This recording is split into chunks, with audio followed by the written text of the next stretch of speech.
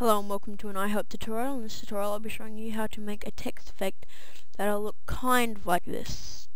This was kind of just my prototype, but I got a better one. And I'm using a program called object.doc sorry, I got tongue twisted this end. Object.doc to store my pictures because you can see them pretty well, and if you go doc settings, you can also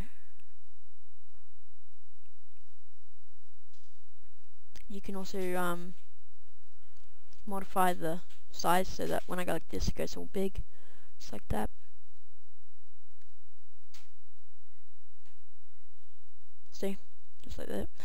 But enough about that, so go ahead and open up GIMP, and we're going to create a new file, and the default size should be fine, and we're going to get our text tool, and I'm going set your size to 131 for what we're doing here. It's a pretty good size. The more text you're planning on using, the smaller your size should probably be, because if it's too big your effect won't look as good at the end. And I'm using a font that I downloaded off the internet, and I will leave a link for that in the description as always. And I'm just going to type in something simple, just like that. And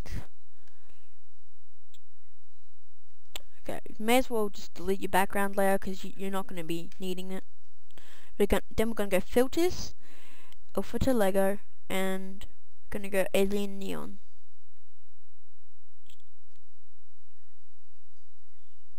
Okay, once that loads up, we're going to set our glow color to black.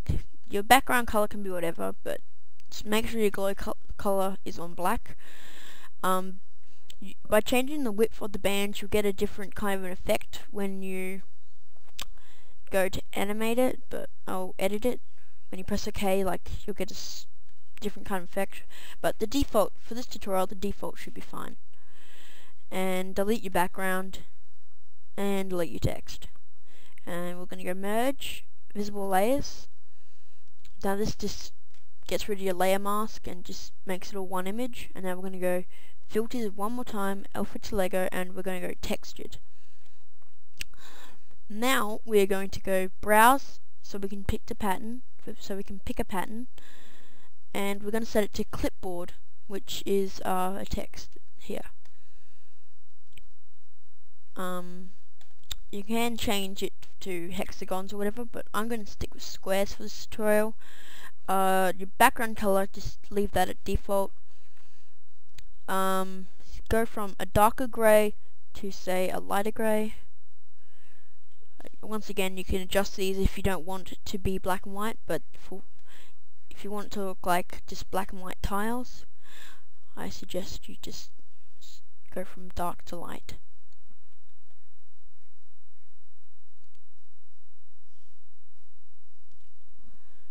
And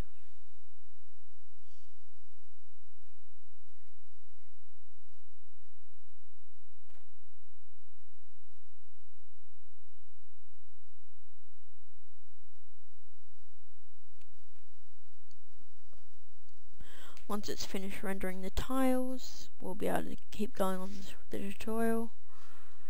Okay. You can leave it at this, but I think it looks horrible. So if you think it looks okay, you can keep like this, but personally I reckon it looks better if you delete the shadow and you delete the bands, and then you're left with something like this, and then you just crop it.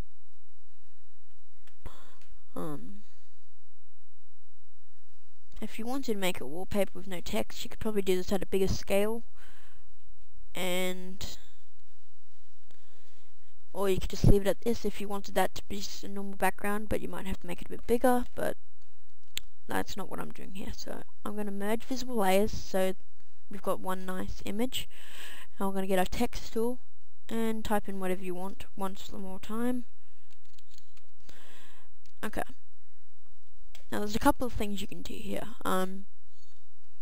you can drag it up to here and be done with it, or you could turn down the opacity so it looks like it's in the tiles and be done with it, or if you wanted to, you could go alpha to Lego one more time and then go alien neon one more time and then okay if you really wanted to, and then delete your background layer and your text and merge these visible layers and then visible that again, zoom in, oops, too much